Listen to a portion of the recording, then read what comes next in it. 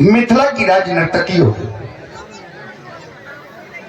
राज दरबार अंतर्गत आज तुम्हारे द्वारा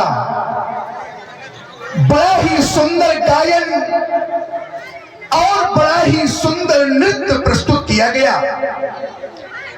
तुम्हारे नृत्य को देख करके और तुम्हारे गायन को सुन करके ये समस्त राज दरबारी, ये सभी प्रजापुरवासी मंत्रमुग्ध हो गए। हमने भी देखा तुम्हारा वो नृत्य और सुना तुम्हारा वो गायन, तत्पश्चात तो इस निर्णय पर पहुंचे कि तुम मिथिला की ही नहीं, तुम मिथिला की ही नहीं अपितु समस्त आर्यावर्त की एक श्रेष्ठ नर्तिका हो, एक कुशल गायिका हो। धन्य है तुम्हारा जीवन और प्रशंसनीय यह तुम्हारी कला। क्योंकि सज्जनों, ये संगीत की कला सबको प्राप्त नहीं होती। ध्यान दीजिएगा, ये संगीत की कला सबको प्राप्त नहीं होती। ये संगीत की कला उसी ही प्राप्त होती है जिसके द्वारा त्याग, परिश्रम और साधना की जाती है। अवश्य ही तुम्हारे द्वारा वह त्याग किया गया होगा, तुम्हारे द्वारा वह परिश्रम किया गया होगा, तुम्हारे द्वारा वह साधना की गई होगी, तभी तुम्हें यह श्रेष्ठ संगीत की कला प्राप्त है। क्योंकि सिद्धांत भी कहता है कि जिंदगी जीना आसान नहीं होता। ध्यान देना मेरे मित्रों, ये जिंदगी जीना आसान नहीं होता और बिना संघर्ष के कोई महान नहीं होता। जब तक ना पड़े पत्थर पर वो हथौड़ी की चोट, तब तक कोई पत्थर भगवान नहीं होता, तब तक कोई पत्थर भगवान नहीं होता। कहने का तात्पर्य, जिस पत्थर ने चोट सहन की, जिस पत्थर ने चोट सहन की, पूजा उसी की होती है। और जिस पत्थर ने चोट सहन नहीं की, परिणामतः वो कंकर कंकर होकर के बिखर जाता है।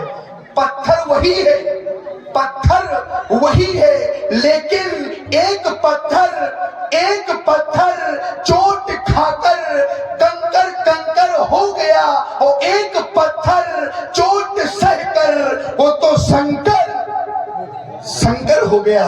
जिसने जीवन में संघर्ष कर लिया वो तो निखर जाता है, और जिसने संघर्ष नहीं किया वो एक ना एक दिन बिखर जाता है। प्रशंसनीय है यह तुम्हारी कला, सराहनीय है तुम्हारी यह कला। क्योंकि व्यास जी, जब परमात्मा किसी को धरा धाम पर भेजता है तो कोई ना कोई गुण अवश्य देता है। परमात्मा जब किसी को धरा धाम पर भेजता है तो कोई ना कोई गुण अवश्य देता है। क्यों? किसी को सोच देता है तो किसी को साज देता है, किसी को सोच देता है तो किसी को साज देता है, किसी को तख्त देता है तो किसी को ताज देता है। वो परमात्मा सबको कुछ ना कुछ अवश्य देता है। किसी को अंदाज देता है तो किसी को आवाज देता है। तुम्हारी कोकिल कंठ को सुन करके एक बार कोयल को भी मूक होना पड़ेगा। तुम्हारे नृत्य को देख करके एक बार मयूर को भी स्तब्ध होना पड़ेगा। जाओ जाओ राजन, क्यों विश्राम करो, जाओ। मिथिला की राजसेवक हमारे समीप आओ।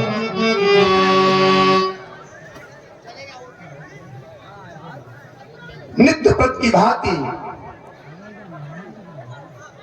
आरती का भव्य भाग सजाओ और अजको पूजन हेतु हमारे साथ में। महाराज जनक की नित्य की भांति भगवान शिवानाथ का पूजन वंदन करने के लिए अग्रसर हुए।